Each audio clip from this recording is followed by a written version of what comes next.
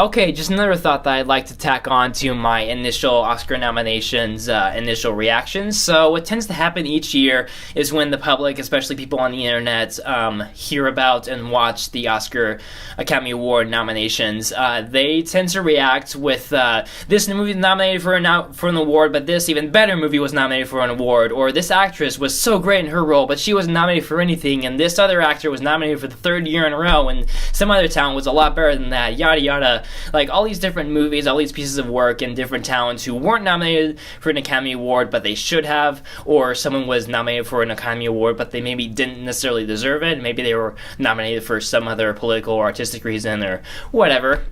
And people tend to label those miss nominations, or nominating someone who maybe doesn't deserve it, or someone who should get an award isn't nominated. People tend to label those as Oscar snubs. So, like, if an actor wasn't nominated for a really great role that they portrayed in the movie, then people might say that they were Oscar snubbed. Or if a movie was really good and really outstanding and had all these great breakthroughs, but it wasn't nominated, then it was Oscar snubbed. Something like that. That's sort of how the term is tossed around with people who watch these shows and people who talk about this kind of award shows online. I think I've seen a couple of snubs for myself. I think I've seen a couple of people from some movies and a movie that weren't nominated for an Oscar but still did an outstanding job, or should have gotten some kind of a nod or some kind of a recognition from the Academy, but they didn't, or a movie that was recognized in a category for their greatness, but maybe the movie wasn't that great, that sort of thing. One of them is actress Jennifer Lawrence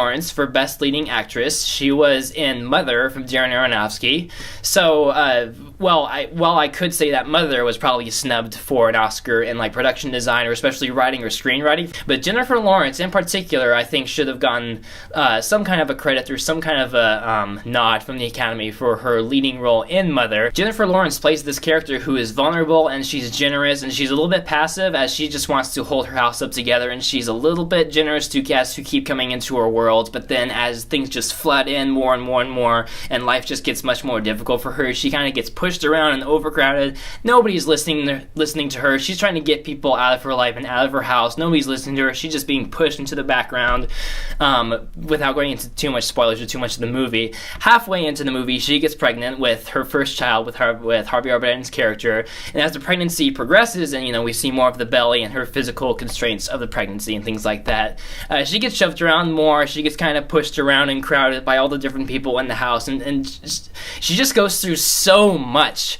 of an emotional and physical roller coaster just throughout this movie. Her character does, and it's just this crazy and jaw-dropping and just amazing thing to see what she's going through, to see what the character is going through, and really outstanding to see just the oomph and the effort and this physical just thrust of herself from Jennifer Lawrence into her character throughout this whole movie. And really, it's this whole movie's weight that sits on her shoulders. Lawrence is taking this character and just running through the whole movie with all this stuff, all this crazy stuff that's happening to her and happening on her, and she just does this great and outstanding performance throughout the whole movie. No nomination for Best Leading Actress, so that was a little bit weird and a little bit off-putting to not see from Jennifer. I mean, she's a talented artist, a very talented actress, has been in some really great movies before, but weird and odd and just off-putting to me to not see anything, especially for her, and a little bit odd to see nothing for Mother, given how big and ambitious and artistic that movie was. Great movie, great actress, great role and character, but no nominations for her.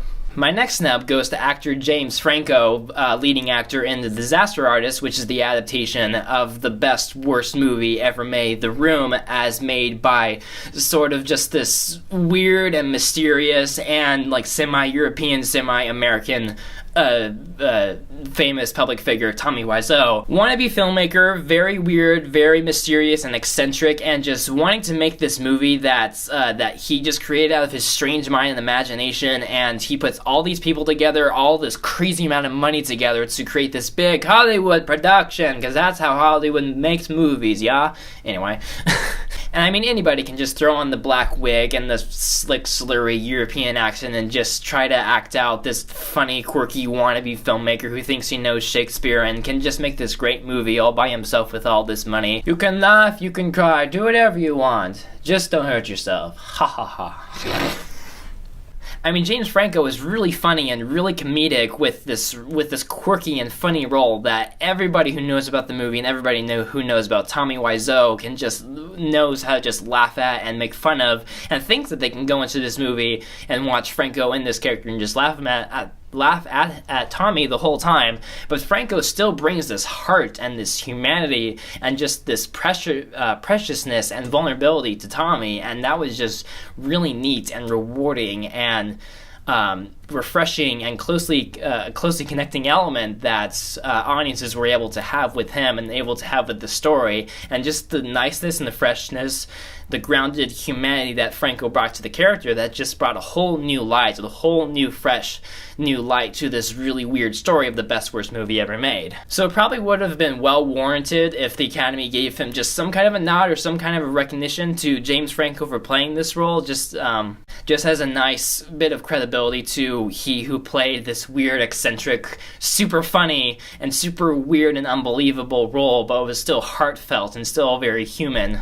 And finally, in the Best Animated Feature Film category, there were a couple of feature films that I hadn't really heard of that were on that nomination list. And of course, the Pixar movie Coco. Pixar is very notorious for being nominated for their just great animations and story and artistic visions. And they just do this outstanding job. And so practically any Pixar movie that's made each year is put into the Academy Awards nomination list for Best Animated Feature Film. Then we have a strange outlier with The Boss Baby. And it's trying to be weird and it's trying to be silly with all these weird, quirky jokes and all these babiness and adorable kitty situations. And Alec Baldwin is voicing the main boss baby and everything like that. From a few reviews that I've watched and read about, they said that the movie was okay but not great. But it's still a very weird sight to see that Boss Baby would be nominated in Best Animated Feature Film. I mean, it's probably not going to win it. It'll be Coco for sure.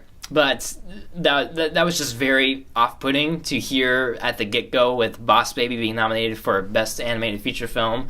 But yeah, probably just a movie that doesn't belong in the nomination list along with a movie that does belong in the nomination list. So yeah, I think those are really my only issues that I thought I would throw into this video. Again, just a few extra thoughts for a couple of people that I think the Academy Awards missed out on. A couple of great, fresh, new, and artistic talents from Lawrence and Franco that brought their great effort and just their great acting aesthetic into their characters. And then again, the extra movie in the animated nominated list that probably really doesn't matter, but it was like, what? Boss Baby? Next to Coco and Ferdinand, all these other good animated feature films. Anyway. Other than that, I think all the other movies are pretty well deserved. Nothing too weird or too thrown out like, oh, they shouldn't be nominated for the Best Director, or the Best Picture nominees aren't even that great or too competitive or anything like that. Not too many issues this year, and I'm very happy about that. And again, I'm looking forward to watching the show and seeing how everything comes to fruition. So yeah, this should be an exciting award season. A lot of, I think, well-deserved nominees and some artistic competition going on with the same kinds of movies nominated in each of the categories. So yeah, we'll see how it turns out, and that should be all the thoughts from me.